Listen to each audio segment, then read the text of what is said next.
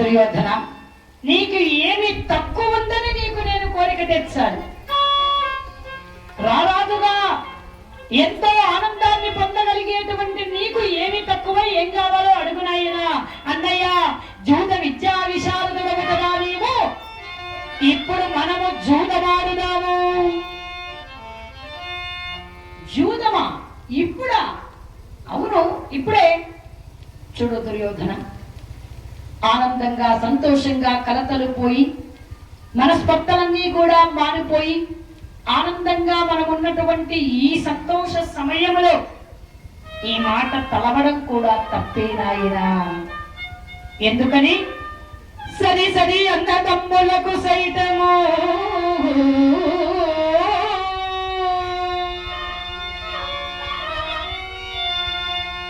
వైరముగ తెచ్చి కాపురములు గంగలో వ్యసనము జూదము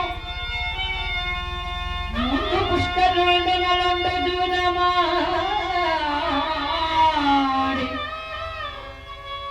నో గడవల తినపనేది కాముల ఇది మార్గమా నాయన.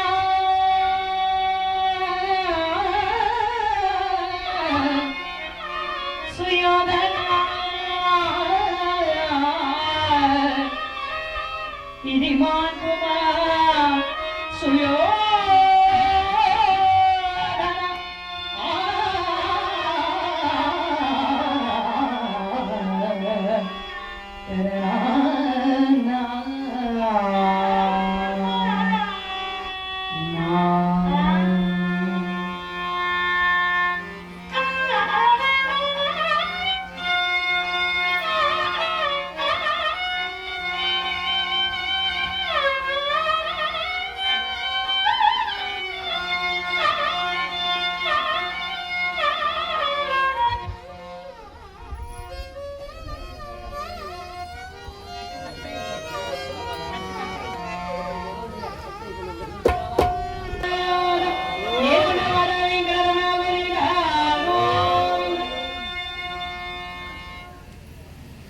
నాయనా, ఈ ఆనంద సమయంలో జూదం అనేటువంటి మాట మాట్లాడడం కూడా చాలా తప్పే. సప్త వ్యసనాలలో నీచాతి నీచమైనటువంటి వ్యసనం ఏది అంటే జూదం. కాబట్టి దీని గురించి మనం మాట్లాడుకోకూడదు, ఈ సమయంలో ఆడకూడదు. ఈ మాట వినగానే పక్కన ఉన్నటువంటి శకుని అందుకున్నాడు. కళాకారులు కళని దూషించడం నీనాటే వింటున్నాము ధర్మరాజా. జూద విద్యా విశారదుడైనటువంటి ధర్మరాజు ఇలా మాట్లాడడం హాస్యాస్పదముగా ఉన్నది కదూ అని అంటుండగానే పక్కన ఉన్నటువంటి కర్ణుడు చూచారు.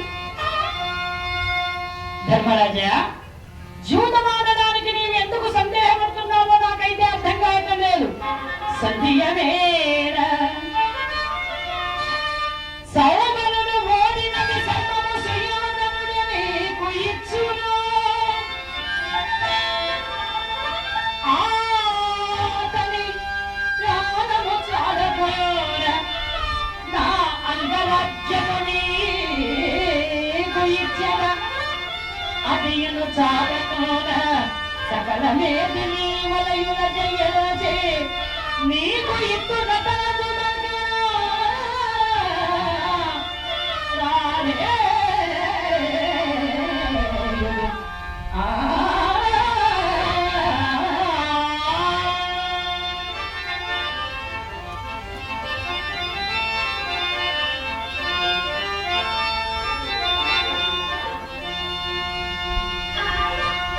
సందేహం లేనికి ఎందుకు ఆలోచిస్తున్నావు?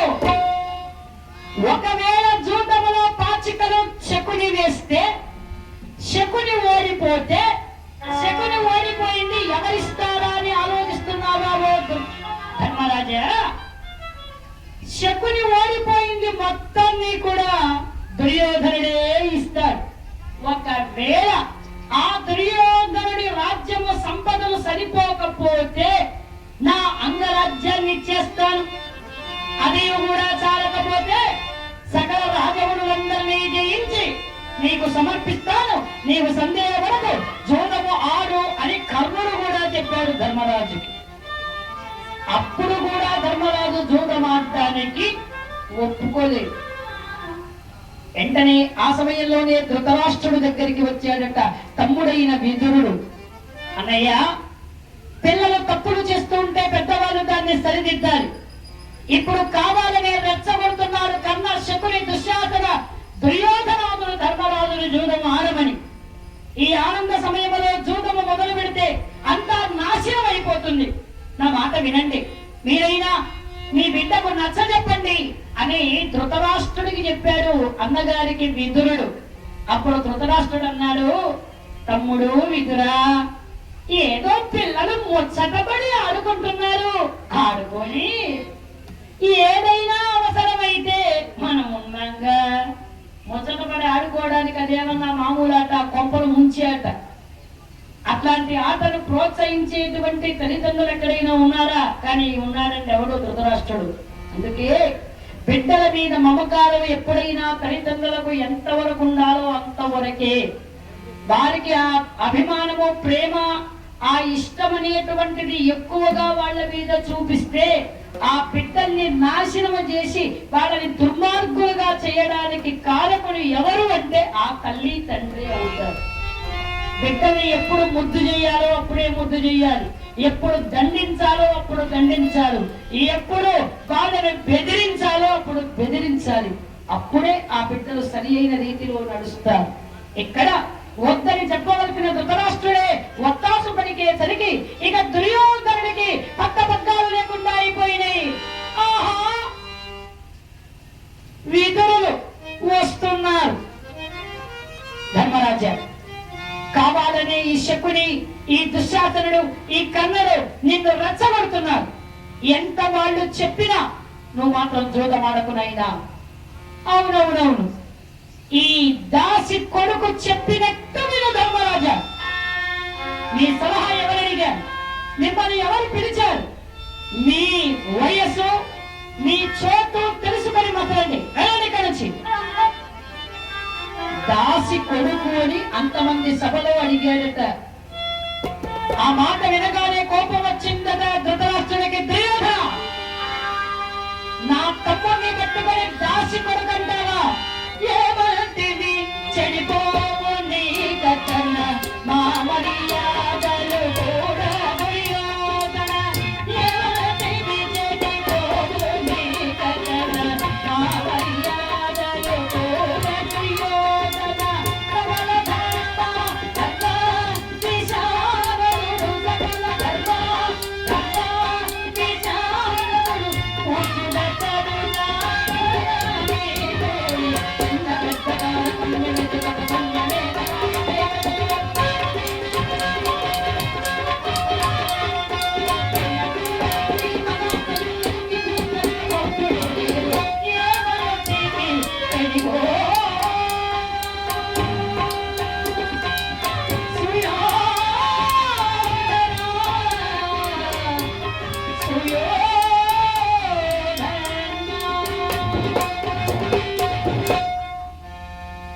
పూజ్యుడైనటువంటి పిడతండ్రిని పట్టుకొని దాసి కొడుకు అంటావా?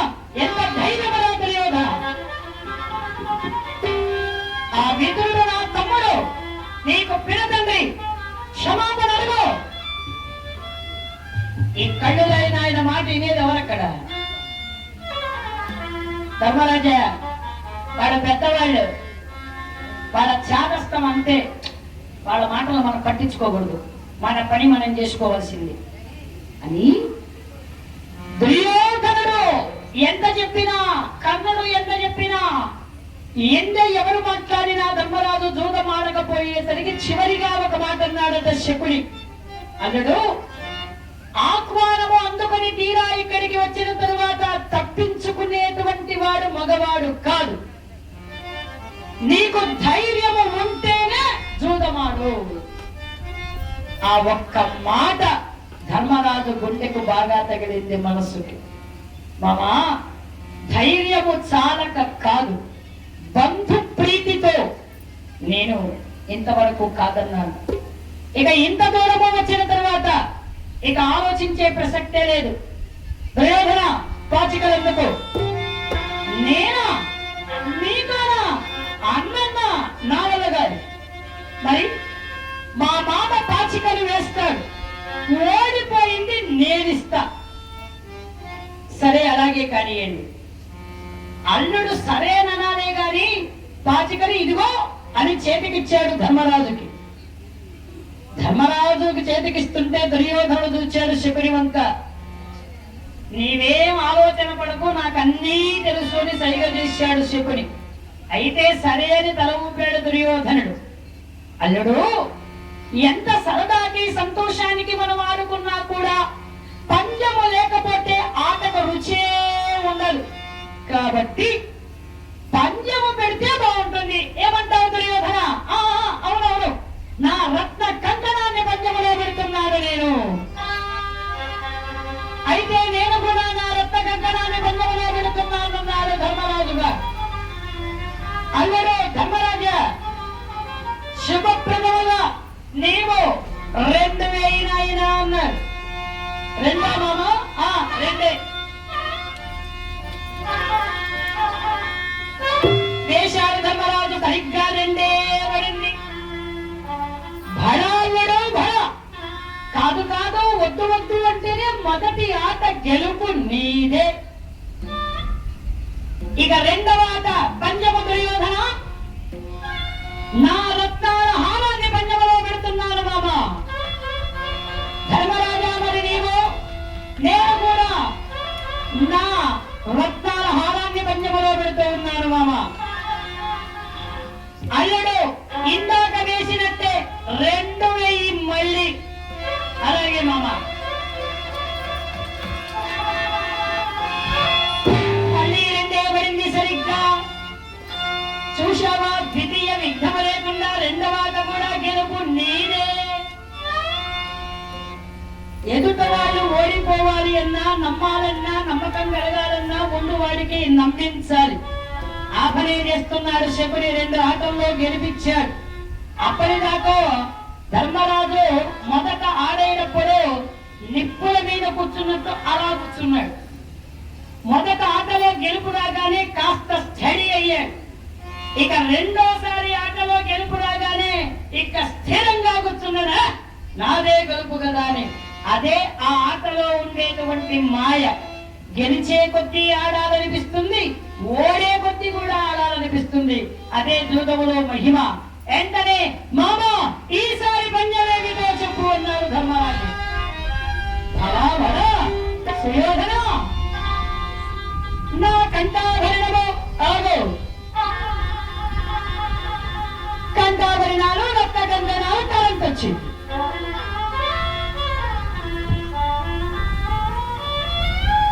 కంఠాభరణాలు, రక్త కంకణాలు ఇవే. నీ అంతస్తుకు తగినట్టుగా ఉండాలి కదా దుర్యోధన.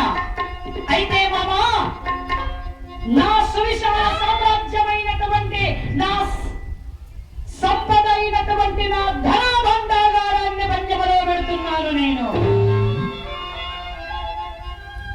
ధర్మరాజా, మరి నీవు? నేను కూడా నా సువర్ణ రత్న భాండాగారాన్ని పంచమలో పెడుతున్నాను. మామ ఎంత వేయమంటావు? 4000 అల్లుడు. 4. ఓడిపోయే ధర్మరాజు. ఈసారి 4 పడలేదు, 2 పడింది. మళ్ళీ పాచికలు శకుని చేతిలోకి వెళ్ళిపోయాయి. అల్లుడు దుర్యోధన, చెప్పు నీ పంజమేమిటో? ఇక్కడ ఉన్నది నీ మామ శకుని. అయితే మామా, నా సువిశాల సామ్రాజ్యాన్ని మొత్తాన్ని పంజములో పెడుతున్నాను. ధర్మరాజా, మరి నీవు? దేవ బ్రాహ్మణ మాన్యములు తక్క దేవాలయాలకు, బ్రాహ్మణోత్తములకు దానంగా నేనిచ్చిన భూములు తప్ప. అది ధర్మరాజు గొప్పతనం. నా సామ్రాజ్యాన్ని మొత్తాన్ని పంజములో పెడుతున్నాను మామా. నీవడిగినదే 4,000 మామా. పితృభ్యో నమః.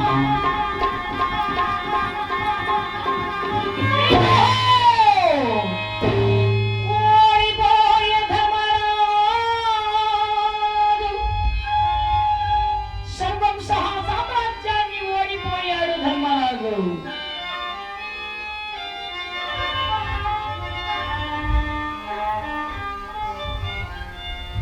అల్లుడు, అంతలోనే అంత బేలమేమిటి? ఏమనాలిపోతున్నావు? ఏముంది మామాయిక జోదమాడడానికి? రత్న భాండాగారం పోయింది, రాజ్యము పోయింది, ఏమీ లేదుగా పిచ్చివాడా. ఇటువంటి రాజ్యాలు ఏవైనా ఎన్నైనా నీ ఒక్కొక్క తమ్ముడి కాలి కోటికి కూడా సరిపోవు. వీరవరులైనటువంటి వీరపుత్రులైనటువంటి వీర సహోదరులు 4 ఉన్నారు నీ ప్రక్కన. వారిని పంచమలో పెట్టినా కూడా మాకు అభ్యంతరమైన దుర్యోధన. అవునవునవును. తమ్ముల వంక చూచారు ధర్మరాజు గారు. వాడు అని తల అడ్డంగా ఊపుతాడేమో అని వారు ఏమీ తల ఊపల, అలానే తల వంచారు. ఇష్టమన్నయ్యా అని అర్థం. ఆ సమయంలో ధర్మరాజు గారికి ఆవేశమే గాని ఆలోచన లేకుండా పోయింది. పాండవులలో ఆఖరి వాడైనటువంటి వాడు, మహా తెలివైనటువంటి వాడు, మాత్రే చివరి కుమారుడైనటువంటి వాడు, నా ప్రేమ పాత్రుడైనటువంటి సహదేవుని పంజములో పట్టుతున్నాడు బాబా. సహదేవుడు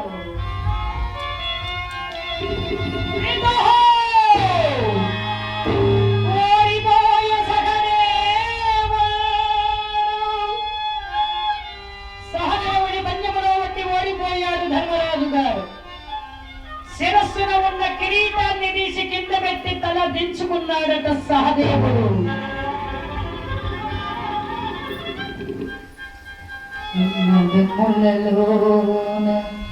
అతి ప్రియతముని నకులుని ధర్మరాజు కోల్పో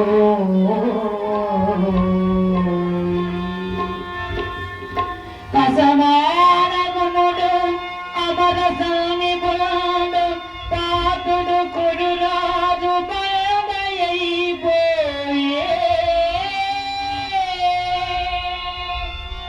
అమిత బాహుబలుడు అపరాజితుడు భీమసేనుడు కూడా విజితుడైపోయే ధర్మావతారుడు ధర్మసూనుడు తన్నట్టి తనముగా తారాడిపోయే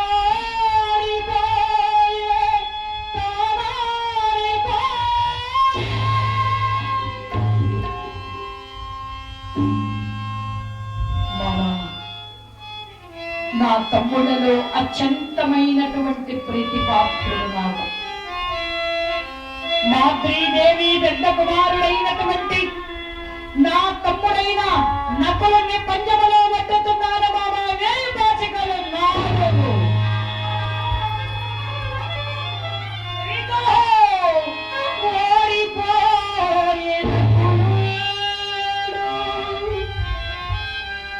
కిరీటము తీసి క్రింద పెట్టి తల దించుకున్నాడట నకులు.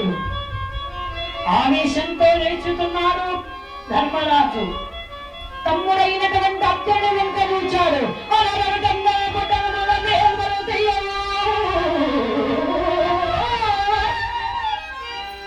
కుత్తికార్పునకు గడగట్టు కొడుకు నిరజనాముని నెయ్యను కొట్టలుగుల భాగమగవాది ఏలువారమున వీర యంత్రము తెగనరికి ద్రౌపది నెట్టు జయగొన్న విన్నాడు. కాండవనలు అగ్నిచే కల్పించినట్టి జోడు నన్ను రాజసూయము జయించిన ఘనుడు అట్టి అర్జనే పల్లెమున పట్టు చూటి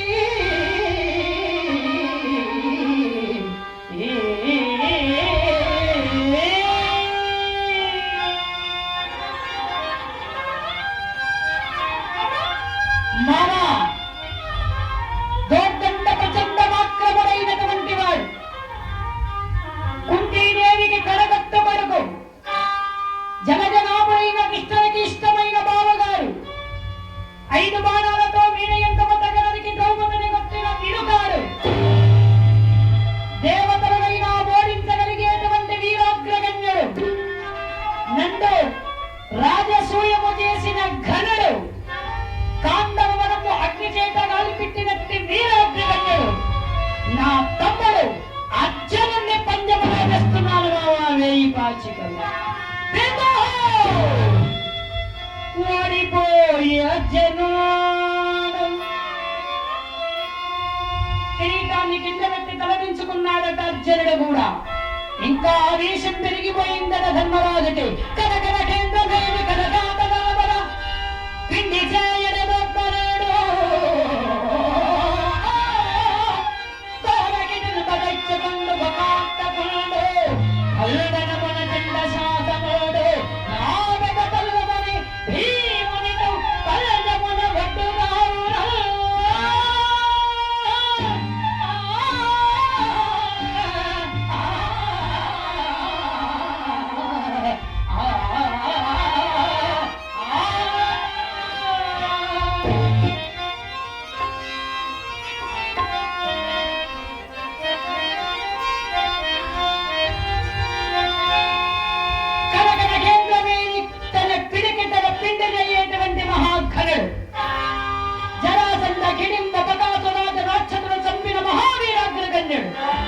మండనమున చండ శాసనుడు నా పెద్ద తమ్ముడు భీముని పంజములో పడుతున్నాడు 1000 మామ పాచికలు 2. ఓడిపోయే భీమసేనుడు భీముని కూడా ఓడిపోయాడు. ధర్మరాజు కిరీటాన్ని కింద పెట్టి తలదించుకున్నాడు.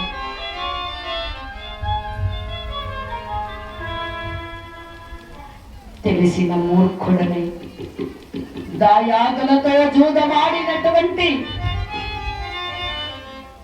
నాకు నేనే పంజములో వదిలిస్తున్నాను మామ. 4,000 ఓడిపోయే ధర్మరాజు ఇక పాండవుల రాజులు కారు, కౌరవ దాసులు. ఆగండి, ధర్మరాజుతో జూదమంత సులభముగా అయిపోదు. అతను ఆడదలుచుకుంటే ఆడాలనుకుంటే ఇంకా అతని దగ్గర సొత్తు ఉంది. ఏముంది మామ? సంపదలు పోయాయి, రాజ్యాలు పోయింది, తమ్ముడిని బట్టి ఓడిపోయాడు, చివరకు తనను తాను బట్టి ఓడిపోయాడు. ఇక ఏముంది ఆడడానికి? పిచ్చివాడా, తెలివి లేకుండా మాట్లాడుతున్నావు దుశ్శాసన. పాండవుల సిరిపోయింది గాని పాండవుల స్త్రీ ఉందిగా. పంచాలి పంచాలి పంచాలి అంటున్న సమయంలో లేచాడు తమ్ముడై భీమసేనుడు. ఆగండి, గెలుచుకున్న సంపదలు సరిపోలేదా?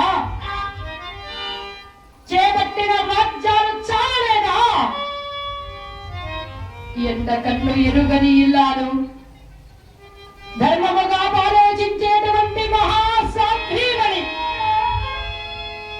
ద్రౌపదిన. అన్నయ్య శాంతించు అన్నయ్య, ఇంకెక్కడ శాంతి అర్జున అని తలపట్టుకున్నాడట బాధతో భీమసేనుడు. చూడు ధర్మరాజా, ఆ భీముడి మాటలకేం గాని మీరు ఒకప్పుడు ఇళ్లలో పిలిచబెట్టి బతికేటువంటి సమయంలో ఏకచక్రపురంలో ద్రౌపది పాణిగ్రహణముతో మీరు పదవులుగా, రాజులుగా, అదృష్టవంతులుగా, సంపదలతో ఉన్నారు. ఆడదాని అదృష్టమే మగవారికి గొప్పగా అవుతుంది. కాబట్టి ఇప్పుడు ద్రౌపది ఒక్కటే మీకు ఆధారం. అది కూడా కాదన్నావా? శాశ్వతంగా బానిస బతుకే ధైర్యం చేశావా? ఆమె అదృష్టం వలన పోయిన రాజ్యము, సంపదలు, స్వేచ్ఛ అన్ని అన్ని అన్ని తిరిగి వస్తాయి. ఆలోచించు, ఎంత గొప్ప గొప్పవాడికైనా ఒక్కొక్క సమయంలో మందబుద్ధి అయిపోతుందటండి, ఆలోచించే శక్తి కోల్పోతారు. అక్కడ వాళ్ళ కర్మ అలా వాళ్ళని ఏ పని చెయ్యనివ్వకుండా అడ్డుపడుతూ ఉంటుంది. అంతటి ఆలోచించి చేయగలిగేటువంటి మహానీయుడైనటువంటి ధర్మరాజు ఆలోచన విస్మరించి ఆవేశమే పెంచుకొని శత్రువులు చెప్పిన మాటనే చెవిన పెట్టి మానవతీ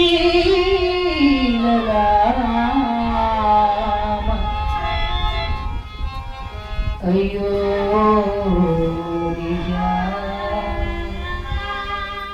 పాండునందనుల పట్టపురాణి ముకుందుని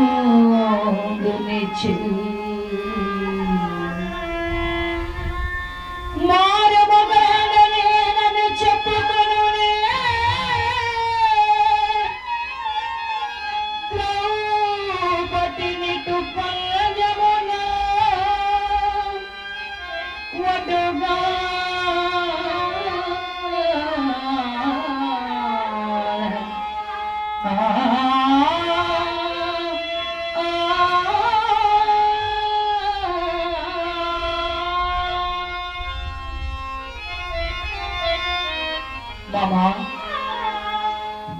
మహాయిల్లాలు ఆగర్భ శ్రీమంతురాలు నమ్మి కొలిచినటువంటి మా ఇంటి లక్ష్మి, మమ్మల్ని నడిపించేటువంటి మా దేవత, పాండవుల పట్టమనిషి పాండురాజు గారి కోడలు, కృష్ణ పరమాత్మనికి ఆప్తుడైనటువంటి సోదరి పాంచాలి పంచములో పట్టుతున్నాను బాబా. పాంచాలి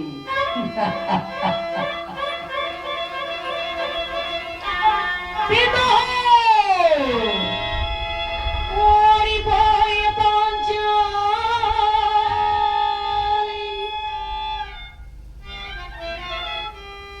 మాయురే మామా మాయురే చరిత మరువదు నీ చతురత, మాత దక్కించిన నీకే చెందును ఎనలేని ఘనత, మామయద మెదడును మాయద సదా కృతజ్ఞత. చెప్పిన మాట ప్రకారంగానే పాండవ సంపదలు రాజ్యాన్ని నేనే భ్రష్టలను చేశావు. ఆ పాండ కుమారులను నా పాదాక్రాంతల చేసి దాసులుగా చేశావు. ఆ బంధకి పంచాలని నాకు దాసిగా పంపించావు. ఏరకల వెళ్ళండి, ఆ బంధకిని పంచాలని. ఆగుదయోధన పతివ్రతామతలకు ఆటపట్టమైనటువంటి ఈ కురు మహాసభలు ద్రౌపది బంధనము మేము సహించం. భీష్ముడన్నాడు, అవును దుర్యోధన, పతివ్రతామతలు నివసించేటువంటి పుణ్యభూమి అయినటువంటి భారతావనిలో ద్రౌపది వంటి మహాసాధ్వికి అవమానం మేము సహించం. నాయనా, పాండవుల సంపదలు మాయాజూదములో తీసుకున్నదే కాక మా కోడలైన ద్రౌపదిని అవమానించడం నీకు న్యాయం కాదు అన్నాడు విదురుడు. ఓహో, వయోవృద్ధులు అన్న కురువృద్ధుల బుద్ధి ఇంతవరకు నిద్రపోతున్నదా ఏమి? ఇప్పుడే లేచి అధర్మమని ఆవరించుతున్నదే. జూదము సప్తవిషయంలో నీచాతి నీచమని తెలిసి ఏల మీరు అంగీకారం వృద్ధ వేచి చూచినారు. నేను మామను సరిజోడుగా చేసి జూదమాడి తినే గాని నేను జూదమాడలేకనా ధర్మము తెలియను గనుక. అయినా ఆ ధర్మరాజు రాజ్యము సంపదలు తన తమ్ములతో పాటుగా ద్రౌపదిని కూడా జూదములో పట్టేటప్పుడు మగతినితో గెలుచుకుని తెచ్చినది ఆ ద్రౌపదిని నేను, ఆమెపై నీ ఒక్కరికి అధికారం ఏమని అన్నది అర్జునుడు అడిగినా, చతుర్దాస్త పురుషార్థములలో భార్యను దారాదత్తముగా జూదములో పెట్టుట అధర్మమని మీరు అనినా అనలేదే. ఇది ధర్మదుడు ఆడలేదు కాబట్టి అధర్మ జూదం. ధర్మదుడే గెలిచి ఉంటే ధర్మమే గెలిచి ఉండేది కాదని మీరు జేజేయులు కొట్టి ఉండేది వారు చూడు తాత, ఆనాడు నా కూర్మి మిత్రుడైనటువంటి కర్ణని వదరి వన బహిష్కారము చేసినటువంటి ద్రుపద మహారాజునికి బుద్ధి చెప్పుటయే ఈ జూదం. నన్నాడాడు అతిథిగా ఆహ్వానించి నన్ను చూచి నవ్విన ఆ ద్రౌపదికి చేసిన శాస్త్రీయే ఈ జూదము. కానీ నా పితృదేవ దయాలబ్ధముతో ఎంగిరి కూటికి ఆశపడు అల్పుడు కాదు ఈ దుర్యోధనుడు. జూదము పైన గిట్టముంచేటువంటి అధముడు కాదు ఈ దుర్యోధనుడు. నా పక్షపాత బుద్ధితో పాతక కర్మలతో సాగుతున్నటువంటి ఈ కురు మహాసభలో మీరెవ్వరూ మాట్లాడడానికి అనర్హులు. మీ హితోపదేశం కట్టిపెట్టండి, కూర్చోండి. ఇది రాజ శాసనం. రాజు శాసించాడు అంటే అది తప్పైనా ఒప్పైనా మారు మాట్లాడకుండా మౌనంగా ఉండాల్సింది. అందరూ మౌనంగా కూర్చున్నారు. బంధకిని తీసుకుని రా సభకు. బయలుదేరాడు ప్రాచకామి. ద్రౌపదీదేవి మందిరంలో లేదు. ఇంటికి దూరమై ఏక వస్త్రయ్యి ఎవరి కంట పడకుండా ఎక్కడో మూలగా ఉన్న మందిరములో ఉన్నటువంటి ఆమెను వెతుక్కుంటూ వచ్చాడట ప్రాచకామి. అమ్మా తల్లి ద్రౌపదీ మాత, నన్ను క్షమించండి, ఇప్పుడు మీరు వెంటనే సభకు రావాలి. నేనా సభగా ఎందుకు ప్రాచకామి? అమ్మా, ధర్మరాజు గారు కౌరవులతో జూదమాడి సంపదలను రాజ్యము ఓడిపోయి, తమ్ములను వట్టి ఓడిపోయి, తనకు తానుగా వట్టి ఓడిపోయి, మిమ్మల్ని కూడా జూదములో వట్టి ఓడారు.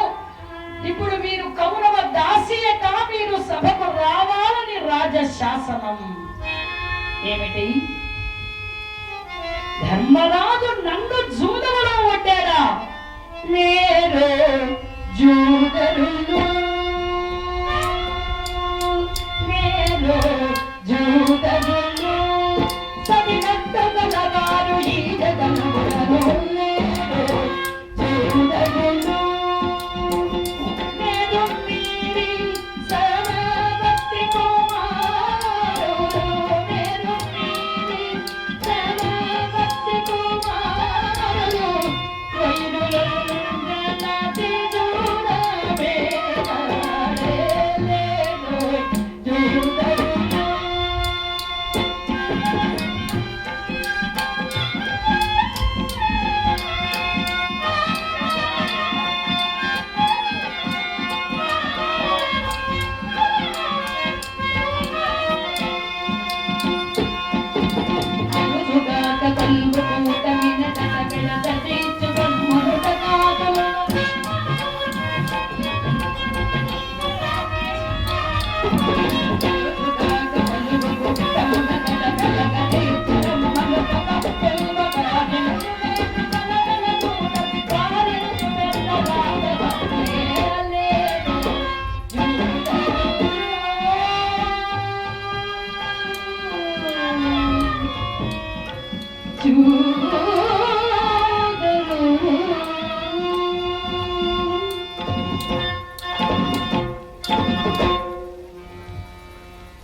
ధర్మ విశారదుడైనటువంటి ధర్మరాజు నన్ను జూదములో కొట్టి ఓడిపోయాడు. ధర్మజుడు తన్నోడి నన్నోడినా, తన్నోడి నన్నోడినా, లేక ధర్మ విచితనా, లేక నేను ధర్మ విచితనా? ఈ ప్రశ్నకు ముందు సమాధానం తెలుసుకున్నా వెళ్ళే ప్రాచకామి.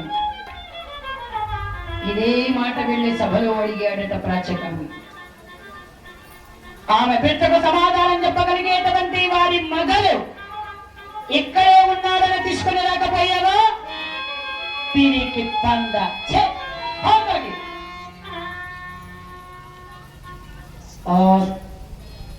ద్రౌపదిని తెచ్చు మనగాడు తమడా దుశ్శాసన అనయ్య, నీవే